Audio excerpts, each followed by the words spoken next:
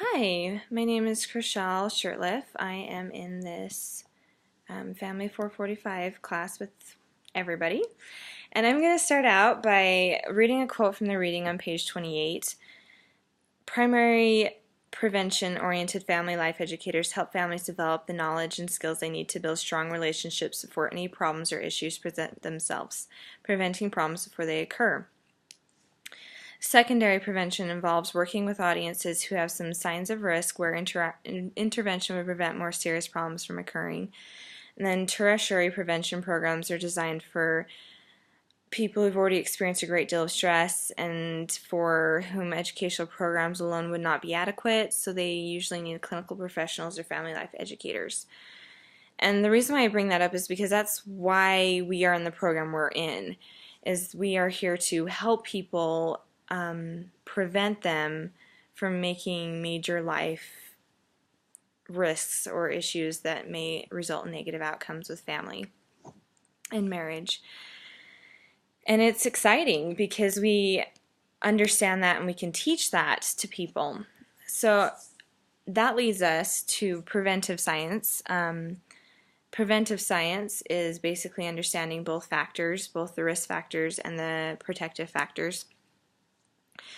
And we focus on this a lot in our family advocacy class because we very much look into risk factors, anything that's threatening the family, and that risk factors are basically anything of people, like the likelihood of people succumbing to negative influences based on negative stimuli.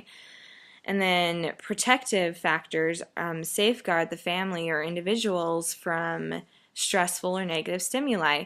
So through the family advocacy class, we have learned a lot about how to stand up for the family through protective factors, but also we've had to learn a lot of risk factors that are associated with the family. So that is the whole reason why we are building these prevention programs. And I kind of want to talk about the 12 principles of building the prevention programs. And it was talked about by Bogenschneider. I think is his name. Hope I said it right. Anyway, I'm not going to read it. I just want to summarize some principles and talk about them. But I really liked some like the identify real issues through target audience and or group surveys and research-based papers. So in this program, it's really important that you pick a specific target audience, whether it's an age group, whether it's a role group, whatever it is, you need to narrow it down so that you can further narrow it down and get to the real issue or need and affect people more specifically. So first you're going to focus on focus groups, and there it's kind of like your startup group. So you're going to pick a target group, and then you're going to get 6 or 7 people, and you're going to ask them questions like, what information would you like being taught? How would you like it being taught? How would you use this, etc. Through those answers, you can kind of get more of a general idea of what families or people need.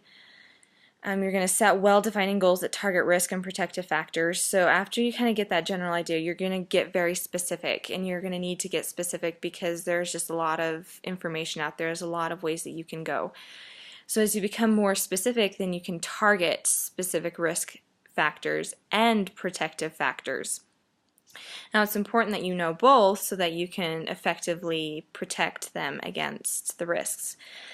Add breadth to your research and find multiple options that identify risk and protective factors to human ecology. So as you're looking at different risk and protective factors, add breadth to it. Allow yourself to kind of be stretched a little bit and find more information or more resources that could help you to identify those risk and protective factors. Collaborate with your community. Find out the best way that they can help you fill your needs. Educate the people that you will be working with so that you're all up to date and on the same page. It's very important because as you're working with people around different pages, then you're not going to build an effective prevention program. Select development appropriate activities. This is really important because in our child development classes we have learned a lot about how the socialization of the child, the ecology of the child, how different ages the child's understanding and comprehension needs to be understood and able to effectively build a program to prevent or to help them overcome risks.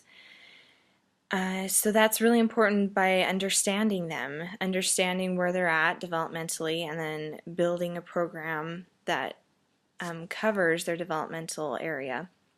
Also be sensitive to a person's beliefs, culture, and ethnic differences. And then intervene continuously and early. The earlier you can intervene, the better off. Again, it goes back to the primary intervention. If you start out at the beginning, then it'll really help with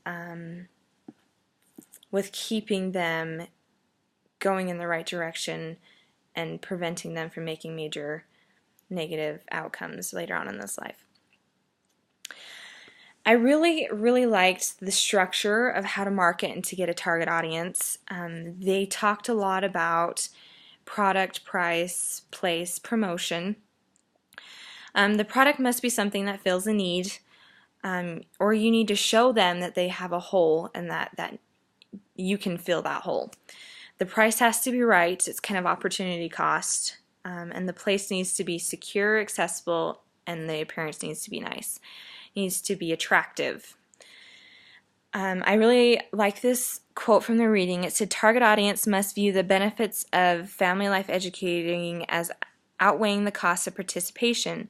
These benefits including knowledge gains and emotional and psychological benefits. So basically, the time that's going to take to get there, or the money it's going to take, or whatever, it needs to outweigh, or your program and your points and everything needs to outweigh that time. It's opportunity cost.